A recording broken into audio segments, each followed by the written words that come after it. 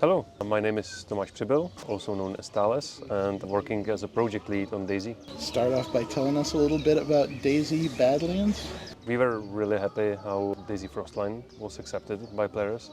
We also read all the feedback that came from that. We learned some things from developing it because we haven't developed expansion for DayZ for several years, and a lot of developers who were previously involved when DayZ Livonia was created were not part of the team anymore. So we had to basically refresh our knowledge about some development methods. We had to improve some of our processes, increase our capacities, and we said, okay, what is next for DayZ? And when we were thinking about it, we got to an idea that we should finish what we started, and that's to introduce the last missing season, because we introduced winter through Frostline and Sakal terrain, but we are still missing spring. So let's do spring. Everything is blooming, everything is nice, the life is starting, but that doesn't sound really like DayZ. So of course we added a twist, and the spring is happening in a completely new environment, and that's quite arid, dry and unforgiving, desert-like terrain that is closer to Middle East. But this time we also didn't want to reuse existing terrains for two reasons. One is that Bohemia, we don't have that many terrains that were utilizing this environment. The second thing is that we wanted to try to create a new terrain from scratch for DayZ, something that will be completely new and surprising for even like seasoned players who also play Arma. And that's how DayZ Badlands and our new terrain Nasdara came to be part of what our players can expect in next year. When players hear the name of this map and they hear about the region, like Arma players will recognize it, but this is like not what they should not be expecting to just play an Arma map in DayZ here. That's right? Yeah, if there are any players of Arma 2, they can recognize Takistan as it was part of Operation Arrowhead back in the day. And our map is situated in the same region, but it's a different part of that region that was never displayed before, and it's a completely new map. Also, when we were thinking about the terrain, we didn't want to do just sand dunes and terrain that isn't possibly that interesting to play for DayZ players. So we selected a part where there is quite variety of terrains, because there is sand desert from the eastern part of the map that is getting to high mountains on the east part of the map and everything in between. So we are we are not creating this map based on the Czech Republic, obviously. In the middle of Europe we lack such environment, but we created it based on existing terrains and logic of such regions. If players think about Afghanistan or other places on Earth, it's a really highly realistic terrain based on those places, and some players might be surprised like how interesting the terrain actually is at those places, because it's not only sand desert or just like an empty, rigid high mountains. It's also a lot of valleys, rocky terrain. There is also a lot of vegetation, quite different vegetation than what we are used to here in Europe, but still we think it might be quite refreshing for players to see something completely new, and also the gameplay will be affected by that. Being set in a desert arid region, obviously thirst is going to be a big factor and water are going to be a big factor. But how do you differentiate this one from like previous maps where those were also a big part of that equation? Well, some players, of course, were complaining that they are freezing to death at Sakal, so we wanted to provide them a nice, warm environment where this won't be an issue. But seriously, we wanted to introduce different challenges, because in the end DayZ is still about survival. It's about surviving in an environment that by nature is not that nice to people, and people need to adapt.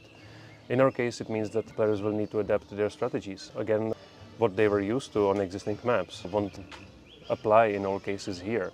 So they need to, again, explore and learn new skills, how to survive in such environment. Because yes, it will be warm, water is a very valuable resource. It always have been in DayZ, but in this environment it will be even more important to find water and get water. So with that, we also want to introduce some more narrative for the environment that players can explore, and that there is enough logic for the region. So it was affected by a long history of conflicts, of British Empire being involved in a long time ago, with the Soviet Union taking that place and ruling over. After fall of Soviet Union, there was local conflicts, there was a dictatorship, then it was toppled down by Western forces, and then it was really focused on processing oil and all those things that are quite naturally, unfortunately for the real world, creating conflicts and are affecting the environment and people living there. On Nasdara you could see the history and the remnants of those conflicts and issues. And even in such an environment, people were trying to live their lives and improve their lives by all necessary means.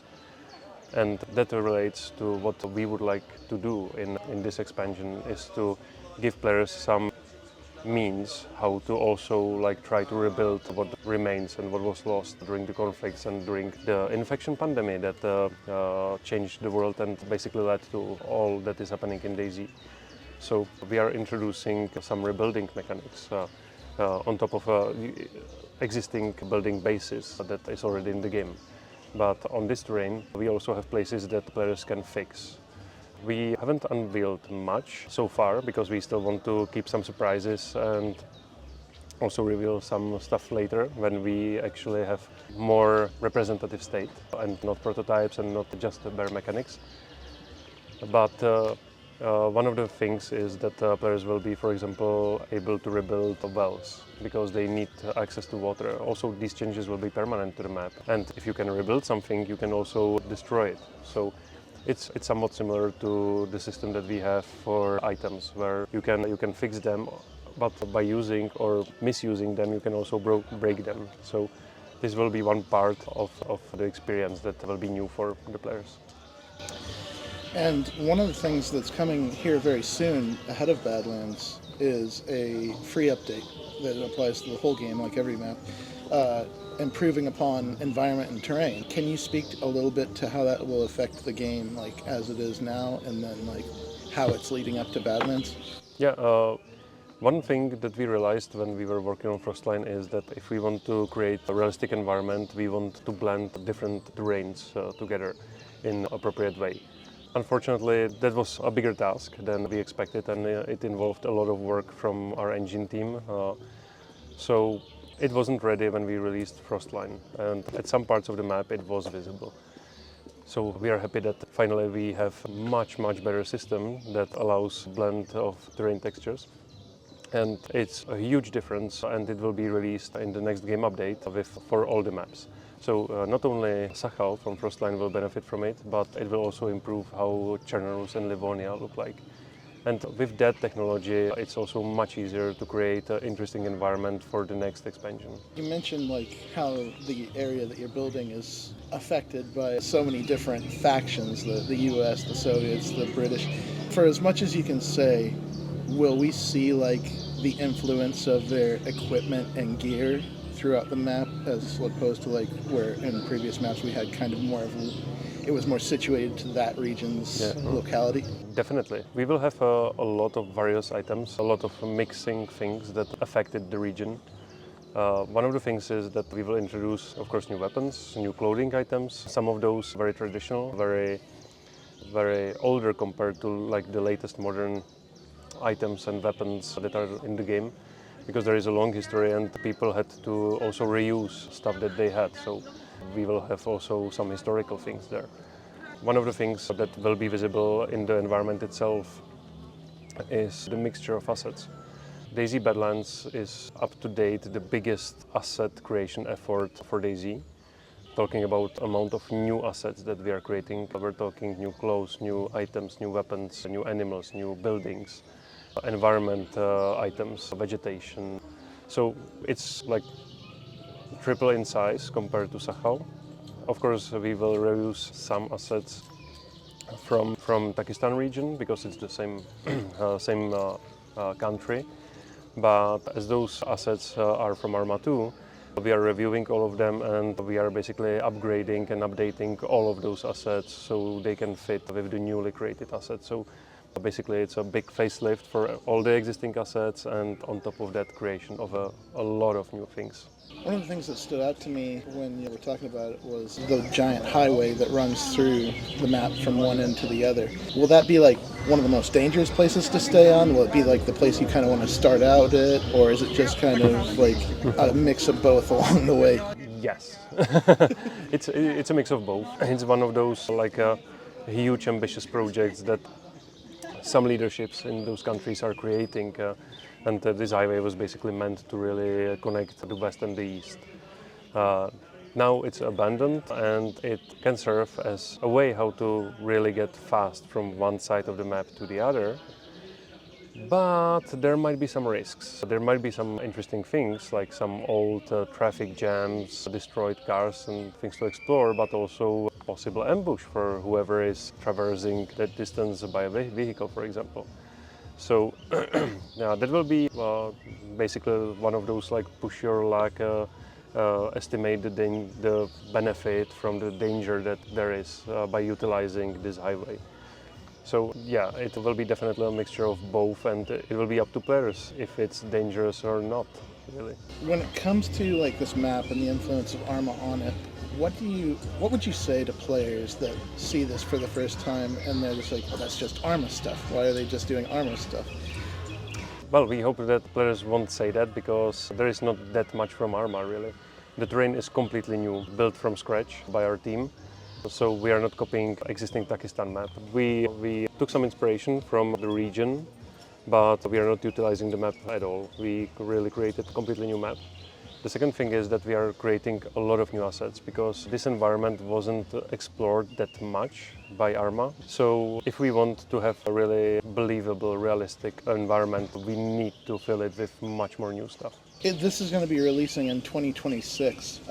Obviously, that's a ways off. Can you speak a little bit to how and when players will learn more about what's coming, what they can expect, and what to be excited about when it comes to Badlands? Well, we are also basically taking feedback of players who wanted to be more surprised and take a chance of exploring and learning about the place themselves. So we don't want to spoil too much. With Frostline, maybe we were too excited in some cases about showing players what they can expect. So this time we are more careful about what information we want to share and how much we want to share when. And we might even keep some surprises until the release date, so it won't be shown at all before we actually release Badlands. If I remember correctly, as of Frostline, you all have Bohemia Interactive and the DayZ crew have moved to a simultaneous release system for the expansions and content, and that is also going to be the case with Badlands. This is all going to come out on the same day, PC, console, and everything. Yeah, definitely, because we want our players to have the same experience and same chance to play the game, no matter what platform they are playing on. That's one thing. The second thing is that we are still believing that the community and our players are the most valuable for the game. So we are combining the release with the expansion with the free game update, because majority of the assets and new things that the environment that the expansion will be benefiting from will be also available for players who just own the base game, so they can utilize it for their community servers. Sometimes we have questions from our fans and players how they can support us. We are not creating a Patreon, we're still a company, but we see those expansions really as a way how players can support us and let us know that they like what we are doing and they wish DayZ to be supported for a longer time, which we are still planning. And final question, take this as you will, but when is DayZ coming to Switch 2 and will it have crossplay? Great question. Next one? No, I'm joking. Of course, we are looking at new platforms also, because there is some demand to play the game no matter what platform you are preferring as a player. I myself am a big Nintendo Switch player, actually, so because I really like the benefits of handheld, of being able to just toss a gaming console into my bag and play on the bus or train or just on the way. That's awesome. There are of course some issues with that. One of the things is that DayZ is a multiplayer game, so the constant connection to the internet is required, but there are like games like that on all platforms. So we'll see. Yeah, we want to of course like have DayZ available for players no matter what platform they play on. We are exploring like options because what we would like to do is to have our game available for players no matter what platform they prefer, but that's like very soon to talk about. It's really just thinking about what will happen in the future, because there are also like other handhelds, like we basically see a whole explosion. Xbox just announced their handheld cooperation with Asus. There is MSI, the Lenovo, Steam, everyone has a handheld now. PlayStation has one, so we'll see about that. Regarding other platforms, we are still really focusing on supporting our console players, and we'll see what will happen in next year.